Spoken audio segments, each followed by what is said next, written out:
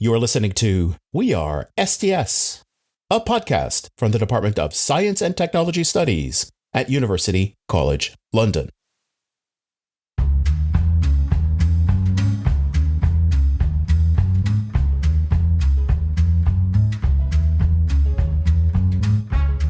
Hi, everybody, and welcome to We Are STS. I'm your host, Professor Joe Kane. This is episode 22.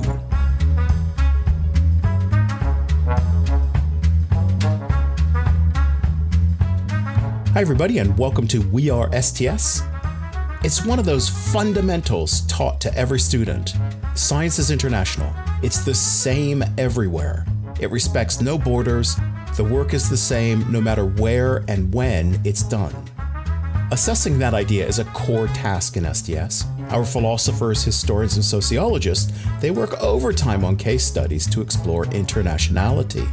In this episode, I hand over the microphone to Beatrice Han. She's a student in our Sociology and Politics of Science degree. As an international student, Beatrice is very familiar with borders and with different systems operating in different places. She brings together three others in STS with similar experiences to talk about internationality and its impact on science. This is another contribution from the STS Newsroom 2022. Here in STS, we want to give work experience to as many students as we can in the area of science communication. So each summer, we set up as many paid internships as possible, and we work with our students to create content for publications. We also ask them to create a podcast episode on any subject they choose. We want something STS, but most of all, we want their ideas and creativity. Beatrice starts us off straight away with a set of key questions. I'll just sit back and see how it goes, and I'll see you on the other side.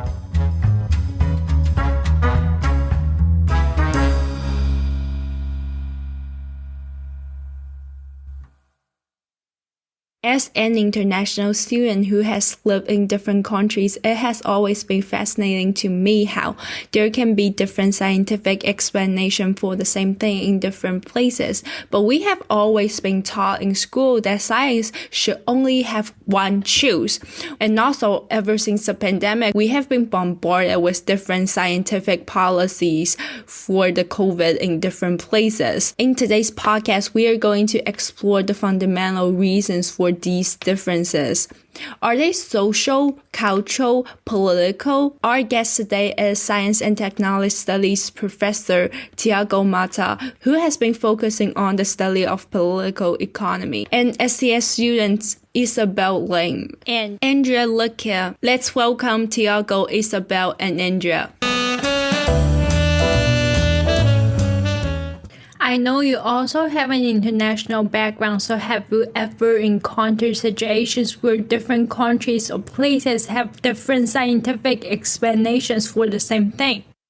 Well, not only from a personal background and history. So I'm Portuguese, which brings in some difference, but still within the frame of Europe, and formerly, the UK was in the European Union, so we were part of the same political complex.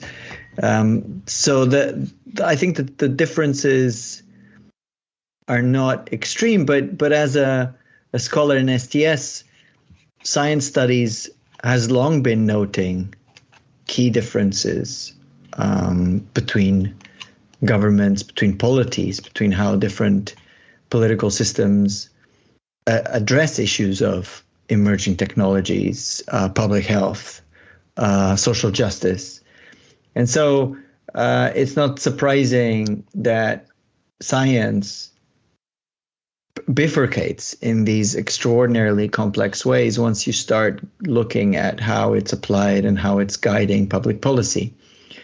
But certainly the common contrasts involve comparing the United States with the European Union, or comparing the UK and Germany, or with Scandinavia. So the comparisons become ever more stark when you start comparing these countries with the global South or with Asia. So I think I think it's a common understanding within science studies that science is not unified and uniform, and science policy in particular, or policy informed by science, very much not uniform. Yes, I think the understanding of scientific explanations in both the West and the East really differs. And I think it can be most predominantly seen within the understanding of medicine and the body. Because I would say, like, let's talk about like sore throat or having a fever. Like in the West, probably they look at the body as like individual pieces, like individual components, and they'll treat those targeted areas with specific medicine. Whereas for like Eastern medicine, it seems to be as though they treat the body more holistically and see it more of a balance of energy. So let's say you have a sore throat. In the West, sore throat can be caused by like eating fried food. And in the West, they'll be like, oh, maybe just drink water, get yourself hydrated. Whereas in the East, probably most Asians would have heard this thing called hittiness, where the parents would say, oh, because that's a heat causing food. So then there's an imbalance of heat and cold energy in the body. I'm not too sure how it works, but somehow it does. And there's a lot of emphasis upon like restoring the balance or releasing the air from your body. I'm not sure how exactly what's the scientific explanation behind it, but it works. And plus, and because my mom's side, my maternal side is from Indonesia, there's this thing that I've been told there's a very Indonesian thing, and it's only done there, it's like back scratching.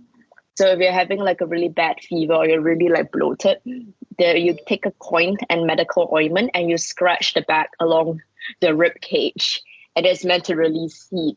And I thought there's something practiced in the entirety of Asia, but turned out to be it's just Indonesia doing it. And I'm not sure how exactly it works, but it works. And whenever I tell my friends in the West about it, they always look at me rather horrified. So I feel like that's definitely a very different understanding of the body and how medicine works in different countries. Yeah, I think it's definitely very relatable to all the students with an Asian background, because like the back scratching thing, I think in China, we had this explanation of like it can release heat and maybe moisture inside of the body so that like the fever goes away. Yeah, yeet hay, right? It's always yeet hay. Because I went to high school in the States, and the first time I ever go to a school doctor was because I had a period pain. And my mom growing up, and even the doctors has always told me eating something cold like ice cream can cause period pain. And when I went to a doctor in the States, she literally told me to drink some cold water to numb the pain. And I was like, literally mind blown. I cannot explain how shocked I am. It was like my entire belief system just broke at that moment. Yeah, it's like an existential crisis at the moment. Ever since the pandemic, different countries have been making different science policies towards it. Why do you think it's the reason? So I think the science is contributing to some of the differences that you've noted, but those differences that you've noted are differences of policy, not so much differences of knowledge. For the most part, each country's tolerance and capacity to deal with particular harms and tolerance towards risk will be different. I guess fundamentally, if you look at the past, it's down to the understanding of how to use the natural resources of a given area most effectively. And it really differs depending on the climates, because Asia and the climate in the West, even different parts of Asia and the West differs greatly. So the illnesses or the medical treatments would have to differ depending on the given circumstances. So I think that's probably a main reason why. And it also, the different medical herbs or herbs being used for medical treatments would differ greatly because of the climate and how they are grown. So I think that's a very superficial way of explaining why there's such a different understanding of medical science in the different countries. I think it's a wide range of the different factors that influence these decisions that have been made by different countries. First of all, there are some countries whose like constitutions don't allow them to introduce like very strong policies from like the night to the day, like overnight. And there are some other countries that have been known to introduce very strict policies. And I think it's just like society has, like, their societies in very specific countries have also been adapting to these certain ways of different countries to adapt not only to like COVID policies, but just policies in general, or their like legal frameworks. I think there's a lot of history as well. I think we know with all the research, all the types of like different approaches to science as well, you know, like the public understanding of science also kind of probably plays a role in the sense of how some countries must take a different approach to issues that have to do with, you know, science or like vaccines or restrictions or this or that because of the understanding of what that implies in the country. I think we have this mutual agreement that all those social, cultural, and political things can have impact on science. But what do you think those impacts are? So I don't think impact gets it. I think so impact would almost suggest, or you know, impact, influence, those kinds of words suggest that there's this social world out there that is sort of tainting the science, giving it a different color or steering it in different directions. I think social problems are always culturally embedded.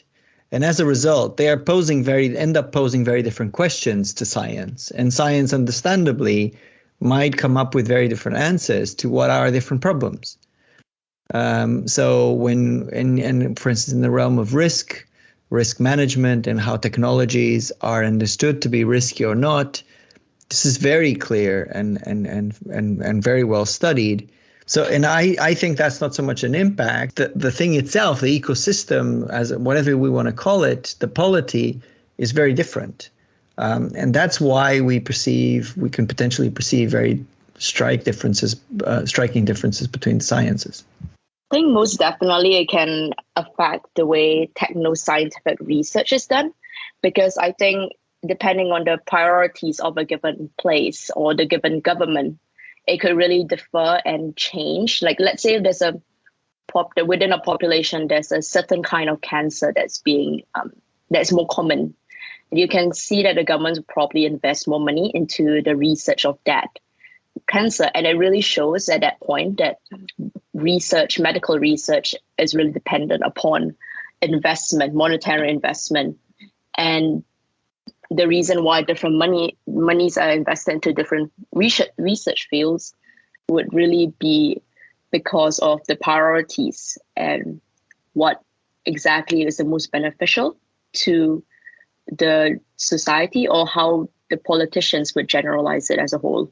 Well, I would definitely say everything combined. I think everything plays a role in everything, really. And there is a lot, obviously, of political. Whenever you talk about politics, it's very cultural and social either way.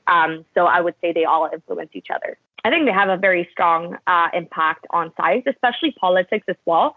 Because obviously, when we're talking about politics, we're talking about like funding towards research, funding towards tech and science. So definitely a very big impact. I would say all three of them, but also speaking specifically about politics and the government and like how funding works and like, you know, like the policies that are being made, like who decides this. So a very big impact for sure. So I know you don't like the word impact, so I'm just going to change the next question real quick.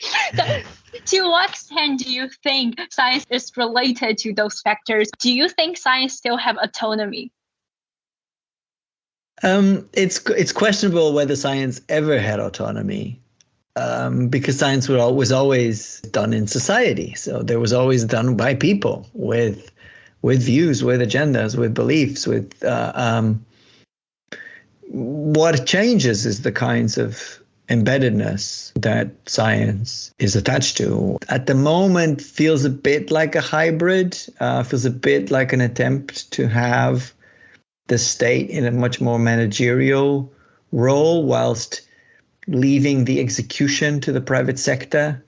So the government has agenda setting through grand challenges and missions and things of that sort. But I think that's a result of an awareness that science could have been more useful to solving the problems that we have now than it has been, in terms of addressing issues of global warming, social injustice. Well, the thing is, like, when you talk about like science autonomy, it's a very big conversation, because you talk, about like, the scientific autonomy, about like the scientist autonomy, which can also create a lot of tension. And if it's not regulated well enough, it could cause it could have some negative impacts as well. So I think it has to be regulated to some point, but at the same time, I do think that whatever is regulating this, or whatever is intervening in this, should be free of any like political agenda, and should definitely kind of like put science and research and first. Do you think those influences are made intentionally, or do you think it's just a natural link between science and society and all those outside factors? I do think that there is some type of, it just happens because that's the way kind of like it happens. But I also believe that there's a big, like strong influence in like how these decisions are made. So yeah, I would say it's a bit of both, but definitely it's intentional. There is certain, when we talk about like tension between politics and science, there's, it's something that exists. So I do believe that some specific policies are made with a specific intention or a specific goal in mind that will probably most likely benefit, politics over science. What do you think are the agendas when people trying to maneuver science through outside factors? I definitely think that economic growth is probably one of the biggest agendas we have today. So I would go with that one first. And also, I do think that we still have a very big dynamic of, like power dynamic, trying to reach for the stars, trying to be at the top of the pyramid, kind of, with power and with more research or with more. So I do think that the agenda varies. The question is, who sets the agenda, and how overbearing is the agenda on the work of scientists? There's nothing wrong for science's sake, but that's not the majority of what science does or what scientists do. And there's a lot of work that has in view maybe not immediate commercial applications, but something out there, a puzzle out there in the world. And having an awareness of what problems get prioritized, and particularly at a policy level, deciding which problems deserve primary support. I think those things are fundamental. And but we need to think very hard about how those very broad statements of priority, those very broad challenges, get translated into something that makes sense for science, and that autonomy is preserved to some extent, because scientists do know best on certain aspects of their work. And they need to have that freedom to pursue the puzzles. Is there any way that you think can minimize those outside influence? Oh, I know you don't like the word, but like those outside factors. I don't think we can in the present time. I cannot think of any political economy in the 21st century where you would have a gift to science to do whatever it feels like it should. The fiscal state, the way it is, particularly in the North, something that would be structural, something that would be a kind of a substantial change in the way science is organized, then money would be given for scientists to pursue their interests without any account. I think that would be, it just seems impossible to conceive. We have to think in terms of the world we have. In the world we have, these expenses, and the value for that taxpayer money needs to be justified. And I'm not sure I have an answer for that right now. I do think that it will always have an influence in it, because it's kind of like a circle, something is supporting something that is supporting something else, and it just becomes like a little circle of like the never-ending circle that everything plays a role in everything else. I would say that where we are now, I don't see it not being influenced. I feel like that you're very strong with the opinion that science are combining with all those non-science aspects. Do you think those non-science aspects can produce any benefit? And I think we most predominantly can see it in the speed in which like COVID-19 vaccine was developed, because everyone was worried about how can a vaccine be developed that quickly. But then we must understand that both public and private factors were investing money, governments were investing money, pharmaceutical companies were investing money to speed up the process. And it really shows that the thing that's gatekeeping most research fields is probably investment. And this ties in nicely into a very nice STS concept called social technical imaginaries, which is a concept which talks about the direction of techno-scientific research and who has the authority to determine it. So our economies for the last, say, 30 years, to throw a number, have run on knowledge. You can't think of an advanced economy now that is not staffed by people with high degrees. Most businesses, because of digital technologies, because of biotech of one form or another, require highly qualified staff. And then a highly qualified staff is asked regularly to update and adapt and adopt new technologies all the time. So it's hard to think how we can decouple those two things. The world economy runs on technology and knowledge. It is the source of its acceleration of whatever speed it might be having at any point in time. And so science is in the thick of it all the time. And so I can't think of a way to build a wall that will be high enough. We will have a 1-minute break here, and we will come back to discuss more science policies after the break.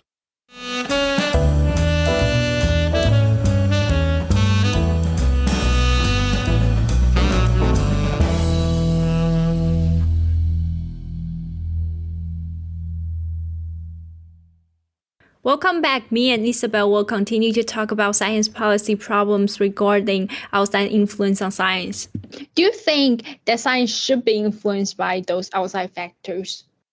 I think there needs to be a better balance on how science can be influenced, because we can see that a lot of the authority held for techno-scientific research is still predominantly by private companies and the government to a large extent.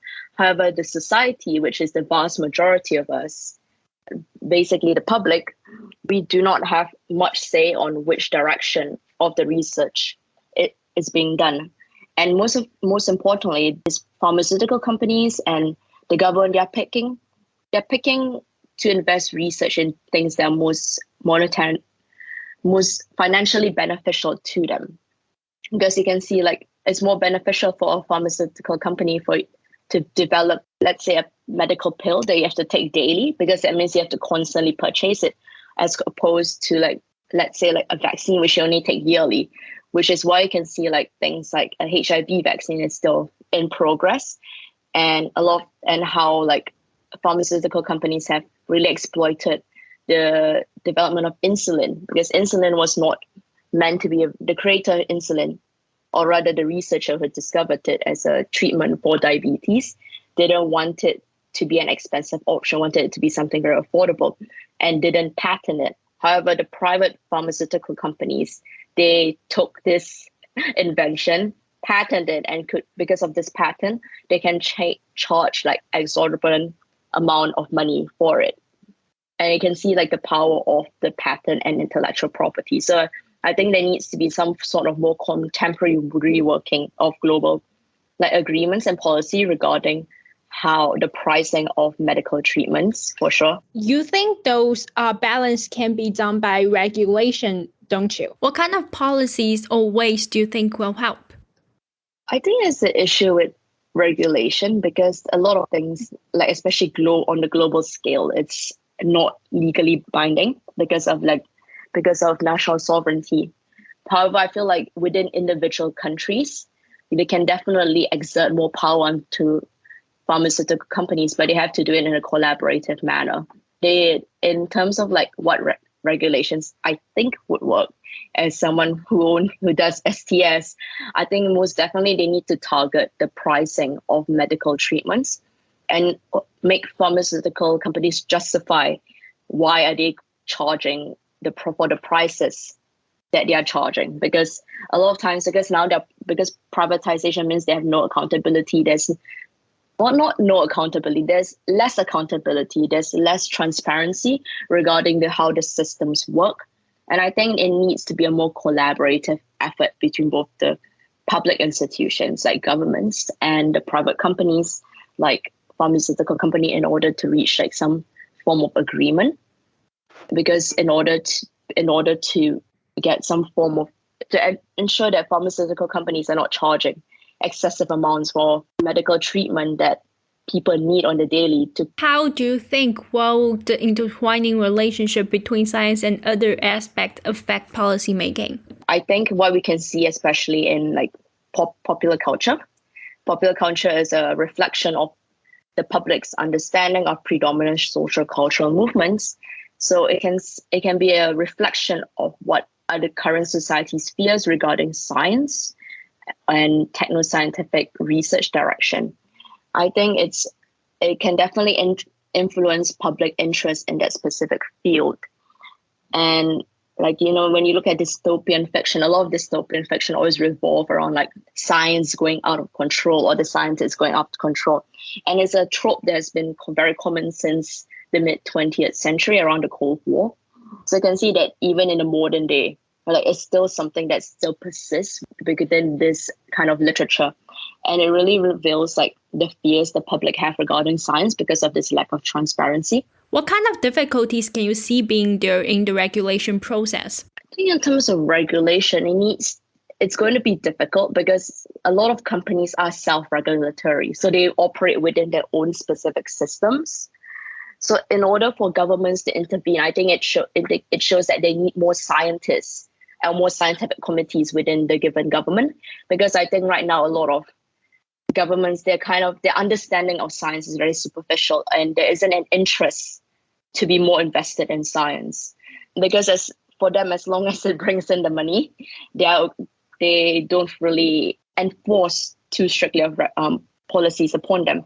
Because it also brings up a question of whether they're stifling scientific progress, because in the UK at least, there's a lot of emphasis on blue sky thinking as well, blue sky research. So basically it's research without any end goal or any objective. It's just research for the sake of research and hoping that maybe they would stumble upon like a eureka moment. So in terms of policy, I think governments definitely need to have more scientists in the government, more scientific committees, so that science is just being discussed more frequently within the government, because especially in the modern era where there's a lot of scientific research going on, there's a lot of technology research going on, I think the government needs to modernize in order to adapt to these changing times, because a lot of their policies are still very relevant to Cold War era and the modern day. The kind of issues that we're facing with, cybersecurity as well is very different from the issues faced in those days. Opinions can be different. Tiago believes that there is a natural link between science, society, culture, and politics, whereas Isabel believes that there is a strong influence. And Andrea is kind of in the middle, believing that there can be both intentional and natural link / influence. But it cannot be denied and is mutually agreed that there is a relationship between science and outside influences. Science is never in autonomy. The relationship has been here and will always be, based on which science policies can vary. This relationship can both be positive and negative. With political and economic agendas, science can be developed but as well as tainted. Therefore, all three believe that such influence / relationship should be regulated. However, the process can be difficult, especially when a lot of the companies are transnational now, commented by Isabel. Moreover, the policymakers might not have enough knowledge to oversee the private sector, which leads to the regulation ending up being an inside job of the private companies. Thank you so much for listening to today's podcast, and thank you again to Tiago, Isabel, and Andrea.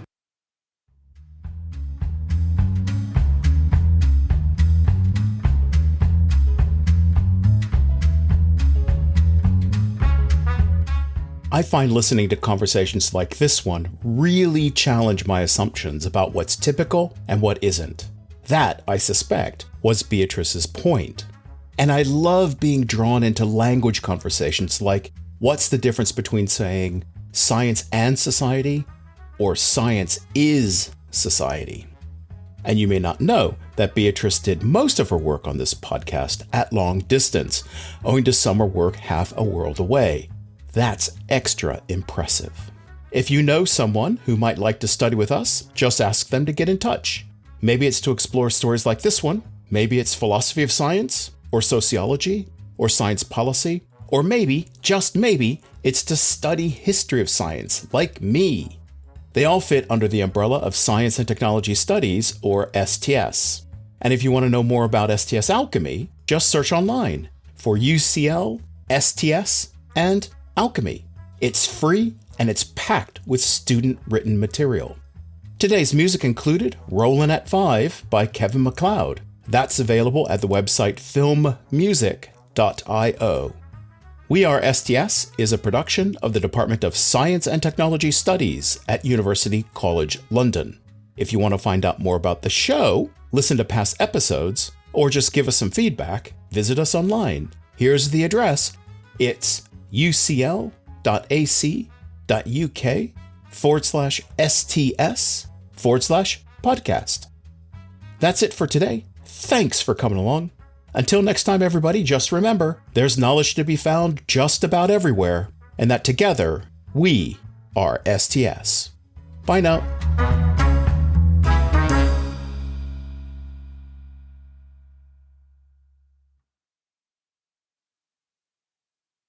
You've been listening to We Are STS, a podcast from the Department of Science and Technology Studies at University College London. Subscribe to the show and join us online. The address, ucl.ac.uk/STS/podcast.